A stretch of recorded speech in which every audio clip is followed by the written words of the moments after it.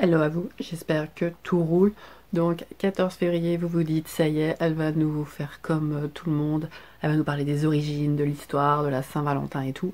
Mais alors pas du tout, là on part sur une petite annexe de la vidéo consacrée aux pratiques funéraires préhistoriques.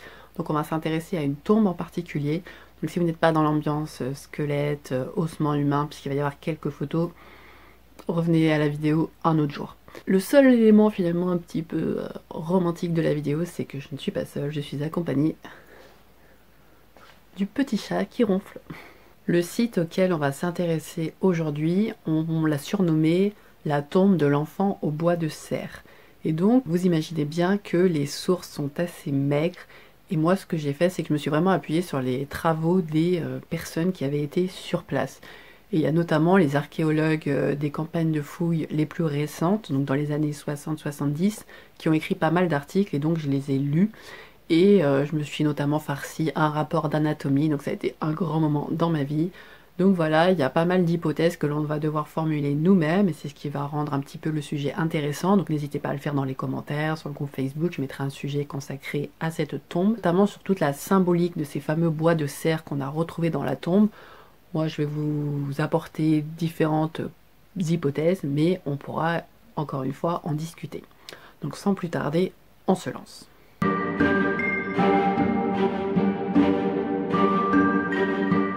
Tout d'abord, où sommes-nous? Donc, cette fameuse tombe de l'enfant au bois de serre, elle se situe dans la grotte de Cavzay, donc qui est une grotte qu'on a déjà évoquée dans la vidéo consacrée aux pratiques funéraires préhistoriques. Donc, ne pas hésiter à aller la voir. Là ou là, je ne sais jamais.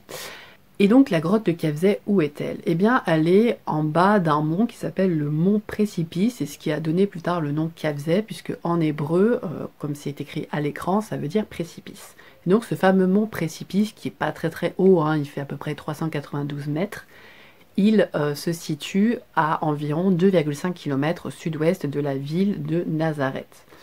Et donc c'est un site qui est occupé depuis le paléolithique moyen et qui a été occupé jusqu'à l'époque byzantine qui, je le rappelle, a survécu jusqu'au XVe siècle.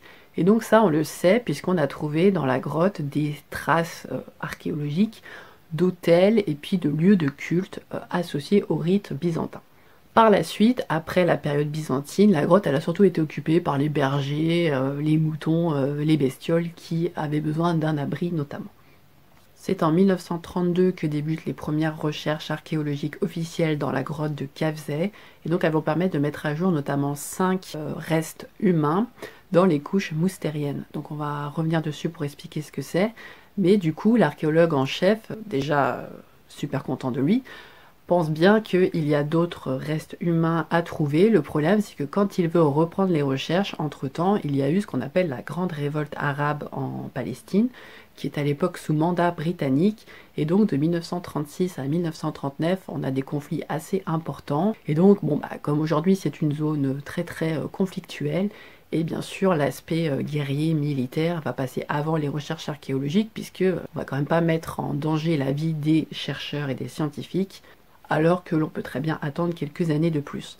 Le problème, c'est que d'ici que les recherches reprennent ce qu'elles feront en 1965, l'archéologue qui était en charge des recherches en 1932 est décédé, et donc c'est une autre équipe qui a été chargée de poursuivre les fouilles. Pourquoi attendre 1965? Eh bien déjà parce qu'il y a encore pas mal de conflits, hein, notamment la Deuxième Guerre mondiale qui va quand même mettre un coup d'arrêt à pas mal de choses. Et en plus de ça, il faut s'assurer que la grotte n'a pas été minée, notamment par les forces britanniques qui avaient l'habitude de pratiquer le minage pour déloger les groupes rebelles arabes. Donc une fois qu'on a vérifié tout ça, on a un groupe de chercheurs qui va rester sur place de 1965 à 1979 et qui va mettre à jour une vingtaine d'hominidés, de fossiles humains en plus. Donc, ce qui fera qu'au final, à Cavzay, on a trouvé les restes de 28 hommes, femmes, enfants préhistoriques. Bon, plus ou moins bien conservés, hein. Des fois, on a juste trouvé une canine, et puis des fois, on a trouvé carrément le squelette en entier. Les fossiles que l'on a trouvés, donc les 28 restes humains, ont les dates de 90 000 ans environ. Et ce qui a été notamment très important à Cavzay, c'est que sur pas mal de ces squelettes, de ces os, on a trouvé de l'ocre rouge. Donc de l'ocre rouge qui a été déposé là volontairement et qui a, sans l'ombre d'un doute, une signification symbolique. Et ça a été super important dans les recherches sur la préhistoire, puisqu'on a permis de faire reculer l'âge symbolique de la préhistoire, donc c'est-à-dire le fait que les hommes et les femmes préhistoriques avaient élaboré une pensée qui accomplissait des actes en y mettant derrière une signification abstraite. C'est Cavzé qui a permis de se rendre compte que les hommes et les femmes préhistoriques avaient élaboré une pensée abstraite et symbolique bien avant ce que l'on imaginait jusque-là. Avant d'évoquer le cas de la tombe de l'enfant au bois de serre, qui est la tombe la plus célèbre de la grotte de Cavzé, je voulais juste en évoquer deux autres qui sont très importantes à mon sens.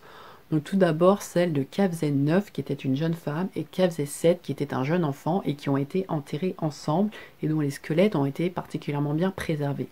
Et donc cette tombe elle est très importante puisque c'est la seule sépulture double, donc avec deux corps volontairement placés ensemble, qui a été trouvée dans cette région du monde et qui date du paléolithique moyen. Que même si on n'a pas réussi à établir forcément un lien de parenté entre les deux, ça ne veut pas dire qu'ils n'existent pas, mais il y a vraiment eu la volonté de les enterrer ensemble. La deuxième tombe que je voulais évoquer, c'est celle de Cavzé 12, qui lui, malheureusement, est mort à l'âge de à peu près 3 ans. Et ce qui est intéressant, c'est qu'on a réussi à établir la cause de sa mort. On pense à un pourcentage assez élevé que ce petit enfant, malheureusement, a été atteint de ce qu'on appelle l'hydrocéphalie. Donc l'hydrocéphalie, en fait, c'est une augmentation du liquide céphalorachidien, donc c'est ce liquide dans lequel baigne le cerveau et la moelle épinière. Et en fait, quand il augmente de volume, bon bah, étant enfant avec ses os encore un peu malléables, ça déforme le cerveau. Et en plus de ça, ça peut provoquer des lésions cérébrales. Je vais vous épargner les détails du rapport d'anatomie, mais les fossiles de Cavzé appartiennent à la sous-espèce d'Homo sapiens, donc c'est-à-dire à l'homme moderne. Jusque-là, vous allez vous dire, ouais, ok, mais c'est d'autant plus important que ce sont parmi les plus anciens fossiles d'Homo sapiens que l'on ait trouvé sur le continent eurasien. Et en plus de ça, on les a trouvés dans ce qu'on appelle les couches de culture moustérienne. Donc là, vous allez vous dire, en quoi c'est une révolution? Eh bien, en fait, ce qui caractérise le moustérien, c'est une culture lithique, donc une culture de la pierre qui est transformée intentionnellement par les hommes, voire les femmes, là, en l'occurrence préhistorique. Vous savez, quand je vous avais expliqué un petit peu la préhistoire, comment ça se découpait, il y a la tendance la plus traditionnelle qui est de découper et de faire avancer la préhistoire selon les techniques, notamment d'outillage. Or, la culture moustérienne, sa particularité, c'est de faire ce qu'on appelle le débitage laminaire.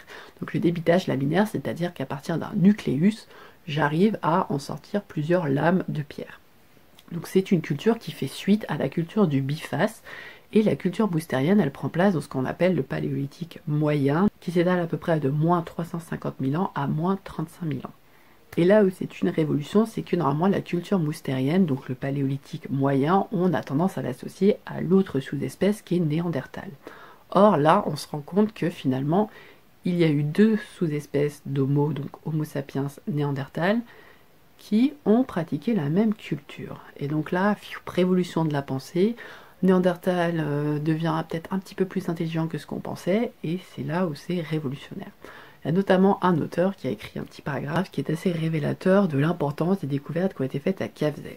Donc il dit « Ces découvertes ont cassé la notion de succession néandertal-moustérien, homme moderne paléolithique supérieur, au profit d'un schéma plus complexe, impliquant à la fois une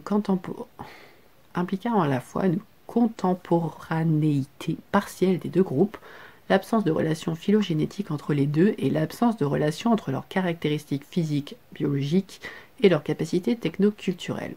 Ce dernier point est très important car jusque-là, beaucoup défendaient l'idée que si les Néandertaliens avaient disparu, c'est parce qu'ils avaient une certaine infériorité vis-à-vis des hommes modernes.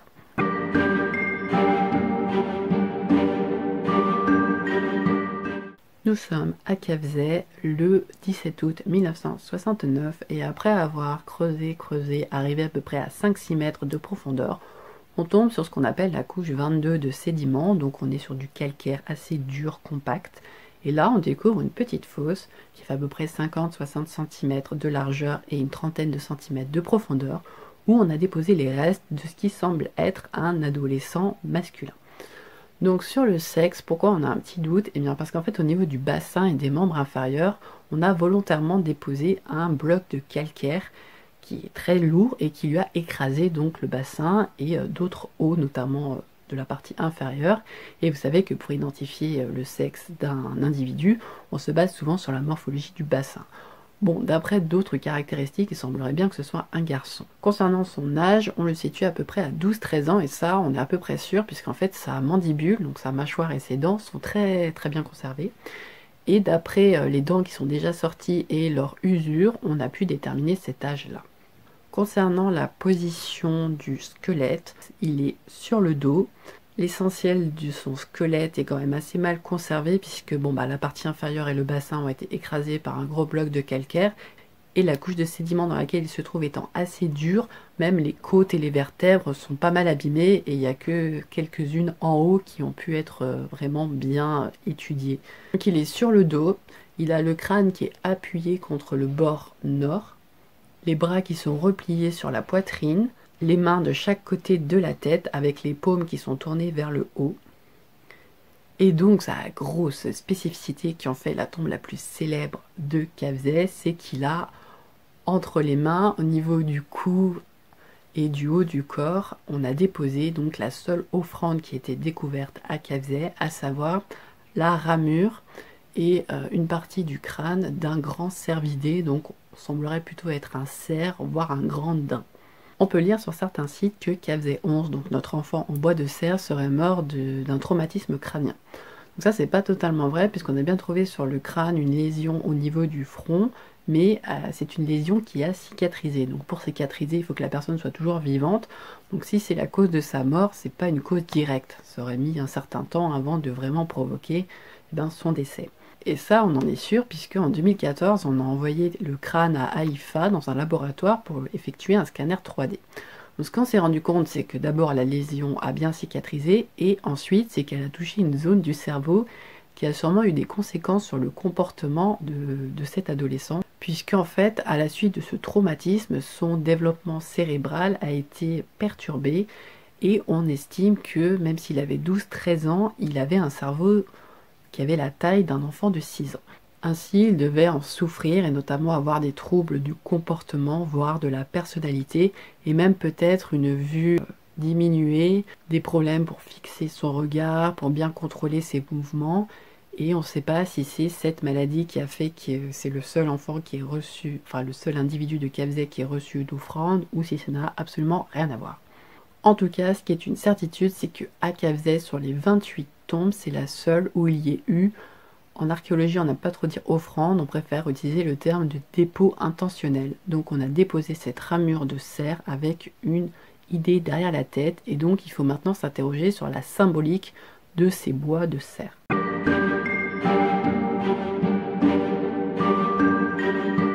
Là, on entre dans la partie spéculative, hypothétique de la vidéo, donc on va s'interroger sur la symbolique de ces fameux bois de cerf qui ont été déposés dans la tombe de cet adolescent à Cavzès, et se demander pourquoi on a choisi une ramure de cervidé en guise de dépôt intentionnel. Alors, plusieurs hypothèses, mais déjà il faut bien s'imaginer que si on a choisi les ramures d'un cervidé, c'est parce que c'est une espèce qui est très importante à la préhistoire et qui fait vraiment partie de la vie des hommes et des femmes préhistoriques.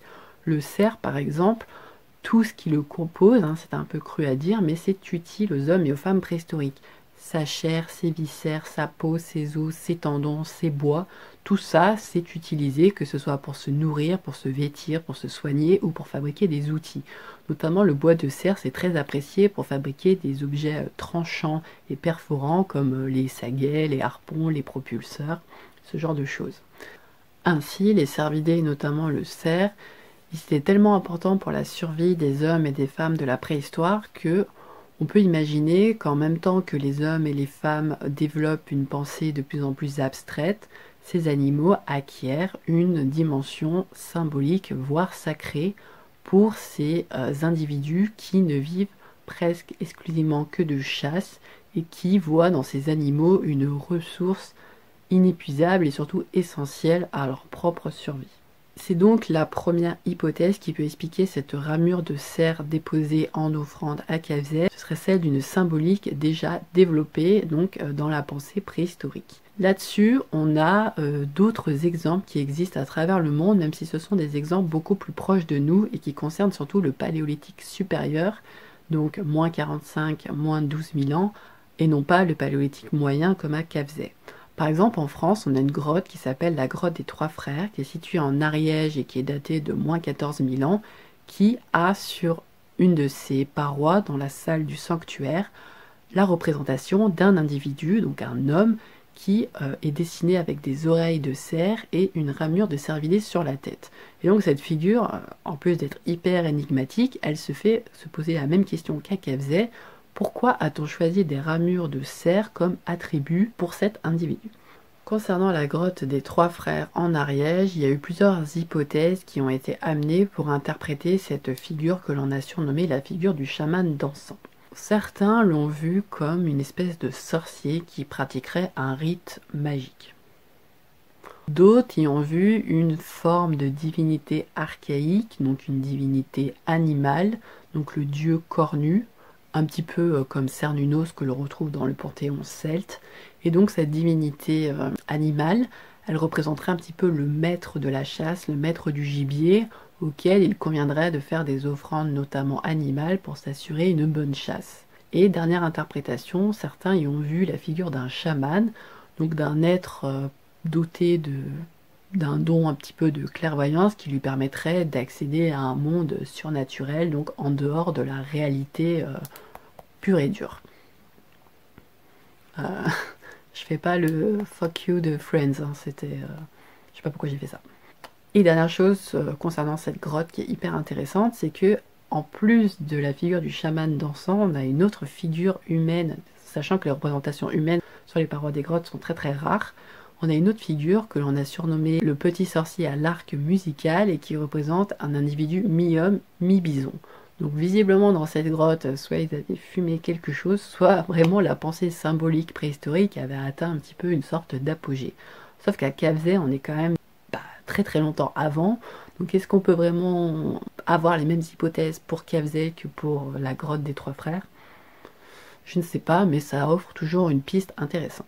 Si notre cerf préhistorique n'est pas forcément une sorte de divinité archaïque, un petit peu l'ancêtre du dieu cornu, du dieu Cernunnos, du panthéon celte par exemple, on peut au moins penser que déjà à Cavzay, au paléolithique moyen, on associait le bois, la ramure du cerf à une symbolique, et notamment une symbolique de renaissance, voire de résurrection, puisque les bois du cerf, eh bien, ils marquent un petit peu le passage d'une forme hivernale à une forme printanière, mais en même temps une forme d'éternité, puisque même si le cerf va perdre ses bois chaque année, ils vont à chaque fois repousser et de plus en plus forts, vigoureux.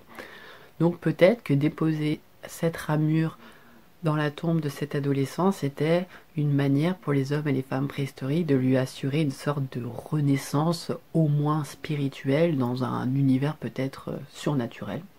En tout cas, ce qui est sûr, c'est que associer la ramure du cerf à un individu, c'est vouloir transférer les qualités, les forces, les pouvoirs du cerf vers cet individu, et de tout temps on a associé au cerf des qualités très très importantes, notamment de force, de virilité, donc potentiellement de résurrection. Et après je ne sais pas si c'était déjà valable pour la préhistoire, mais ce qui est sûr c'est qu'au Moyen-Âge le fait de posséder les qualités d'un cerf, ça incluait notamment le fait d'être capable de repousser les maladies et le mauvais œil. Donc peut-être que poser cette ramure sur la dépouille de cet adolescent, c'est un moyen de le protéger contre des forces malfaisantes qui seraient capables de l'attaquer même après la mort. Dernière hypothèse sur la symbolique de cette offrande à Cavzay. Alors ça ne concerne pas la préhistoire, mais c'est quand même intéressant parce que ça rejoint un petit peu les rôles que l'on attribuait déjà à ce cervidé potentiellement à la préhistoire, à savoir que le cerf, comme le renne ou le chevreuil, on lui a souvent donné le rôle de psychopompe, c'est-à-dire de ces êtres esprits qui accompagnent un défunt vers sa demeure d'éternité, si on peut dire. Donc la transition vers le monde terrestre et le monde de la mort. Et le cerf, notamment au Moyen-Âge, mais bien avant, hein, déjà dans des sépultures gauloises et après mérovingienne ou carolingienne, on trouvait des petits talismans dans les tombes fabriqués à base des bois du cerf et qui étaient censés donc permettre d'aider le défunt à rejoindre donc ce monde d'après la mort. Il était également courant dans les tombes du Moyen Âge, notamment pour les nobles, de les trouver enveloppés dans des peaux de cerf. Donc à la place d'un linceul, on mettait une peau de cerf et c'était une fois de plus pour souligner ce rôle d'intermédiaire entre le monde des morts et le monde des vivants. Donc même si là on est sur une époque postérieure à la préhistoire, on ne peut pas s'empêcher de se dire que peut-être dès la préhistoire on commençait à avoir une vision un petit peu similaire du rôle symbolique, notamment des bois de ce cerf, donc ces fameux bois qui repoussent et donc qui peuvent symboliser la renaissance, qui sont en plus associés à un animal qui est très important à l'époque et qui, au fil du temps, a acquis ce rôle d'intermédiaire, de psychopompe.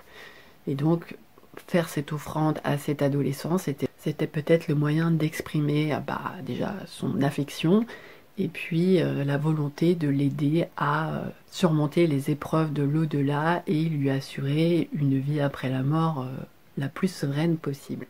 Donc ça c'est ma vision peut-être bisounours, mais en tout cas, je veux dire que la symbolique du cerf, elle a toujours été plus ou moins associée à l'idée de renaissance et de vie après la mort et d'intermédiaire vers l'au-delà. On peut se dire que c'est une symbolique qui est très très ancienne et que peut-être qu'à la préhistoire, c'était déjà la même chose. Mais l'imaginaire de Lascaux, c'est de ne pas donner de réponse.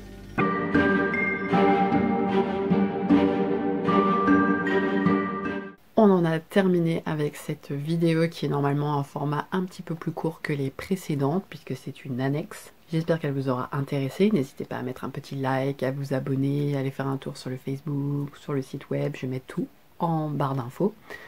Sur la symbolique du cerf, on reviendra sûrement dans une autre vidéo puisque à travers les âges, ça a perduré, que ce soit à l'époque celtique avec la divinité Cernunnos par exemple, ou au Moyen-Âge où là vraiment il y a des légendes et des histoires sur le cerf qui sont vraiment passionnantes. Vous, qu'est-ce que vous pensez de cette offrande à Cavzay? Est-ce que c'est à votre avis une des hypothèses que l'on a évoquées, donc une symbolique liée à la figure d'une divinité archaïque et d'une forme de chamanisme comme on l'a développé quand on parlait de la grotte en Ariège? Est-ce que c'est plutôt une symbolique qui est liée au bois du cerf qui évoquerait une sorte de renaissance? Est-ce que déjà le cerf avait un rôle de psychopompe à la préhistoire? Qu'est-ce que vous en pensez? Est-ce que vous avez d'autres hypothèses? Enfin, n'hésitez surtout pas à donner votre avis et à partager avec nous tout ce que vous pouvez partager. En tout cas, tant que ça se fait dans le respect, tout va bien se passer. Voilà, donc on se retrouve très très bientôt, j'espère. Et d'ici là, bonne Saint-Valentin. Ciao!